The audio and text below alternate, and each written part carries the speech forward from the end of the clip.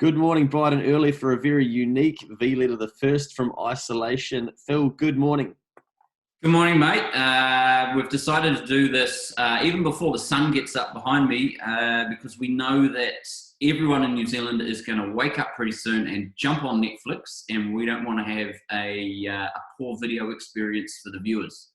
And I've got every light on in my apartment so you can see us in all of our beauty. But we hope all of you are doing well out there. We know it's a pretty testing time. We've just got a few things that we want to cover so that you guys can be best prepared.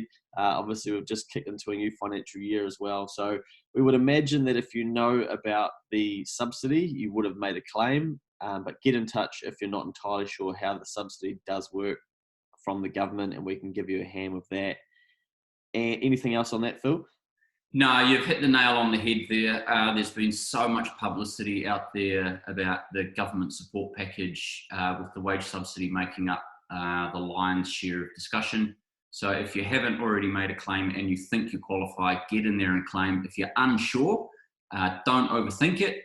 People are sometimes getting a bit lost in the detail. And if you're really battling with it, get in touch with us. But really now it's a chance to move, because we've been in this now for just over a week, to moving to the planning phase and preparing for recovery. Yeah, so not just getting stuck on okay, this is 4 weeks potentially of isolation, which will probably drag on longer. How can your business thrive and survive and do all of those cool things post this happening, right? Yeah, absolutely. And we're suggesting in discussions that we've had with clients, plan for 6 to even up to 12 weeks, 12 weeks being probably the better option, particularly from a cash flow point of view, as to what your business is going to look like beyond the lockdown period and as the economy comes back online. Yeah, especially if you're going to be applying for one of the business loans that are going to be made available via the government. The detail on those still seems to be quite loose. We've been reviewing the different banks to see what they're going to require, but it does look like you're going to need financial accounts. We'd imagine that they can probably be in best draft, and then they're going to want a cash flow summary or projection. So that's going to require some work to get that across the line with your bank. So have a think about that if you are going to need to apply for some of that lending. Yeah, and that's a good point, Luke. That was the other part of the government support package that came out in terms of supporting businesses with existing lending with their bank, to be able to defer that and push it into a separate loan. The key thing there is that it's government secured, but it's provided by your existing bank. So if it's something that you want to pursue, you need to get in touch with your existing bank. And as you point out, Luke, there's going to be good old banking forms that need to be filled out. Provide the supporting documents, P&L, balance sheet, the old statement of position that banks like to get everyone to do, and importantly, some type of cash flow modelling so that the bank can see what this pandemic is going to be able to do to your cash flow. And it sounds like you're going to need to engage your lawyer to help you get it across the line as well, to draw down the new debt and whatnot. So there's probably going to be costs and fees associated with some of this. Yep. And at the same time, obviously, this package by the bank is secured by the government, and the bank may try and encourage you to take one of their existing products where they're taking a security interest over your home and a GSA over your business instead, like an overdraft or some kind of other loan rather than the government scheme. Just be mindful of that. Watch out for all the terms. It's not always about getting the lowest interest rate, but just do what is right for you. And we're covering a lot of the stuff on our social channels through Instagram and Facebook. So if you guys haven't been keeping up with that, then you've probably missed a lot of updates. And we're going to be doing some really cool stuff on there. So make sure you tune in. Last May, 7th of May, provisional tax instalment 3 for the 2020 year. This coronavirus has really put a spanner in the works around, should people pay it? Do they need to? The IRD saying not to, or we saying not to, all those sorts of things. We're about to start looking at that over the next week and make sure people are aware that they've got it and have to pay it. What are your thoughts around how we're going to approach that?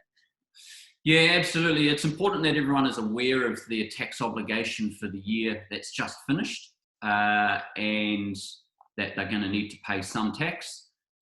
That's the first part. Then the second part is going to be the cash flow discussion around that. IRD do appreciate that the majority of New Zealand businesses are struggling with cash flow at the moment and are happy to enter into arrangements for deferral of tax payments. And because tax is being deferred, they may look at writing off any interest and penalties, although that's not guaranteed. But the first thing is, as I said, quantifying the amount of tax that you may need to be paying based on how the year's gone. And then secondly, if it's a cash flow issue, paying that tax across the IRD and you prefer to keep that money in the business to meet your overheads or pay your staff, then we can look at a deferral mechanism so that you can catch up the actual cash flow side of things later in the year. Awesome. So it sounds like the key is there that people are going to have options. Bingo. Right. Well, hopefully you're all safe and sound wherever you guys are. Well, we probably know where you are, to be fair. You'll be inside, locked in. And then just lastly on the lock-in, we're 1 week down, 3 to go.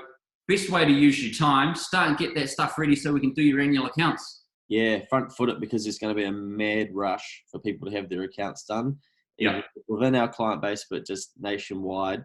And it's going to put a lot of strain on the IRD and things like that. So if you can get everything ready and think about that stuff, you're going to have a better chance of getting it all sorted earlier, faster, and then have the right information for the bank and people like that are going to require that financial information over the next 12 months. So yep, and we'll be getting in touch with clients directly on the stuff that they need to provide us. But look, in the meantime, start and get those bank statements together, get those loan statements together. If you've bought new assets, get the details of those handy, get some invoices, credit card statements, and importantly, review your accounts receivable and accounts payable. Easy as that. A fun time of the year doing the accounts, mate. Cannot wait. Oh, yeah, stoked ass. Yeah. All right, guys, hopefully you're well out there. If you need anything at all, get in touch. You know how to find us. Hopefully this isn't having too big an impact on you, your family's business, everything. But I guess we're all just trying to do the best we can with the hand we've been dealt, right? Absolutely. Yep. Interesting times, but we'll get through this. Soldier on.